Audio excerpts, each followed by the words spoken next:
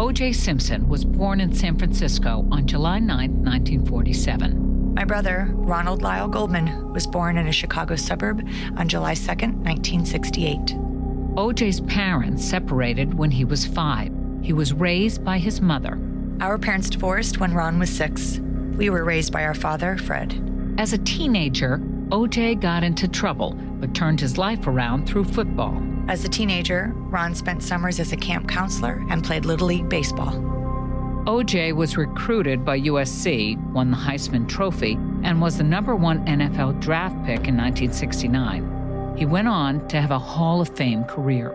Ron attended college for a semester in Illinois before we all moved to Los Angeles. After retirement, O.J. worked as a sports commentator, an actor, and a spokesperson. Ron worked as a recruiter, a tennis coach, and a waiter. Ron planned to open his own restaurant and bar.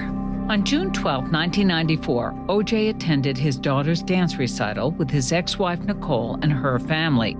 They went to dinner at Mezzaluna Restaurant to celebrate. O.J. wasn't invited.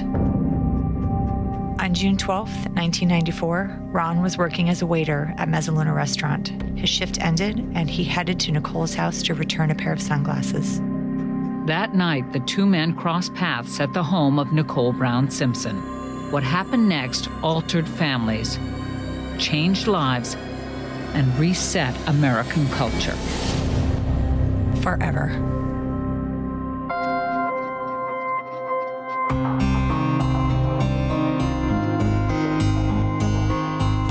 This is Confronting O.J. Simpson. I'm your host, Kim Goldman.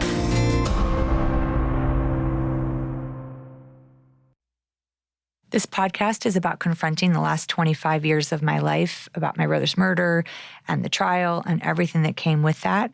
And I know that it's going to be painful for me, so I wanted to make sure that I've got someone walking this journey with me that I can trust and I can rely on. And Nancy Glass was the perfect choice because she was a journalist at the time of my brother's murder trial, and I figured she would get it.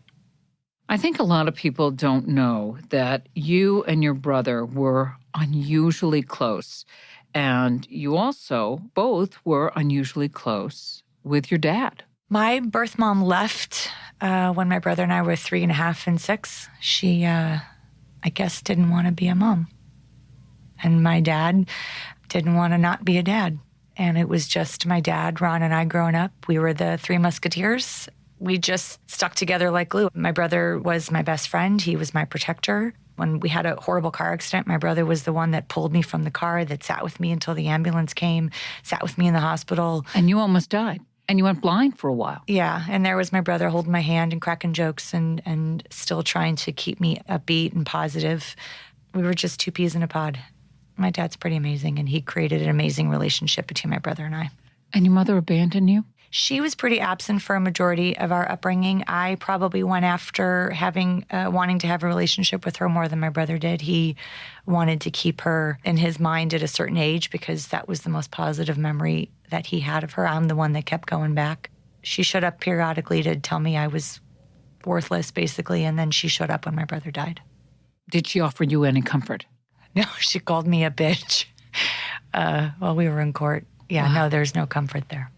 You know, this is one of those things that I feel the bittersweet about my brother's case being so public was that people get to know these two amazing guys that raised me. And my dad is exactly how people have seen him and how people have met him and grew to know him over the last 25 years, full of passion and dedication and love and this level of fierceness and commitment to his family.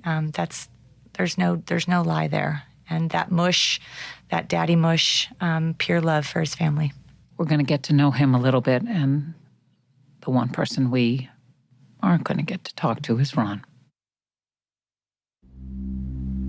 Autopsy Report 94-05135. An autopsy on the body of Goldman, Ronald.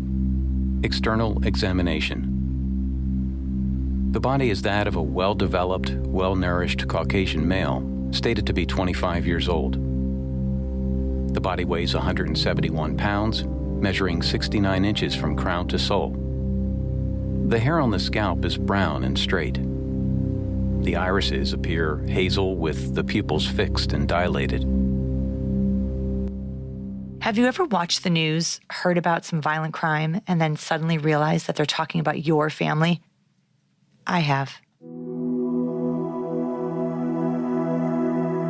Ron and Nicole were killed on June 12th, and the news broke on June 13th. You were in your car most of the day, driving for work. I heard a lot on the news all day long about Nicole Brown murdered with another person. I walked in the house.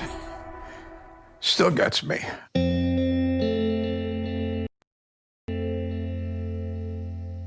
I walked in the house and Patty yelled out, Fred, there's someone on the phone, something about Ron.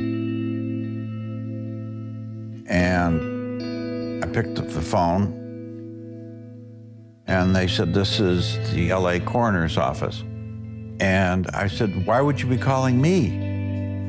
And she said, did you hear on the news today about Nicole Brown being murdered? And I said, what does that have to do with me? And she said, your son was the other victim. And I went crazy. And I said, what are you talking about? How do you know? I walked over to the patio door and I looked out into the backyard and I just found myself staring and screaming at the same time. Then I realized that the next thing I had to do was contact you. That was the second then most gut-wrenching moment of my life. I didn't want you to find out any other way. I couldn't even fathom that you would have to watch it on television or hear his name mentioned as a murder victim. I called your house in San Francisco, and Joe, the guy that you were dating and living with at the time, answered the phone, and I asked for you, and he said you weren't home yet.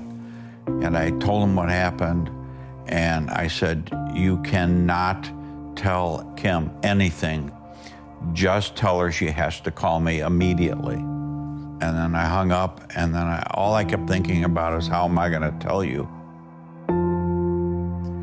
I knew I was inflicting an unbelievable pain on you,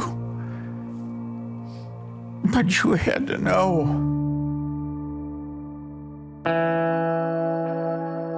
I was in San Francisco. I was working at Wells Fargo. My shift was not done until 6. My friend Amy was going to drive me home. I lived on the beach, and we were driving down whatever street was right in front of the beach to my house, and we were singing, and we had Motown on. That was Amy's jam. And I came inside my apartment, and Joe was standing there with this look of sheer panic on his face. And I was like, what is wrong with you? And he's like, you need to call your dad. You asked me if I had heard the news about O.J. Simpson's ex-wife being killed. And I said, I have no idea who you're talking about. And you said, Nicole Brown Simpson, she was murdered. I said, yeah, I don't get to the point. And you said Ron was killed. And I remember dropping the phone. I could feel myself kind of going in this spinning. And you said, I need you to come home. And we drove to the airport, and I got on the last flight out of Oakland. That was like the longest deplaning process. And I remember just falling into your arms in the airport. When I took you in my arms, it felt like it lasted forever. Yeah. And we got in the car, and KFI was on the radio. In today's news, breaking news. and it said O.J. Simpson's ex-wife, Nicole Brown Simpson, and Ron Goldman were found slaughtered to death in Brentwood. That was when I was like, oh my God. Yeah, that kind of sucked. Worst day of my life. Now you know how we lost my brother, but you don't know who we lost. So I asked some of my brother's best friends, Rob, Jeff, and Mike, to share a little bit about Ron. Right? Like you guys are all turning 50 this year, correct? Ish? Yeah, I just turned 50 in December. I'm still in my 40s, boys. Right.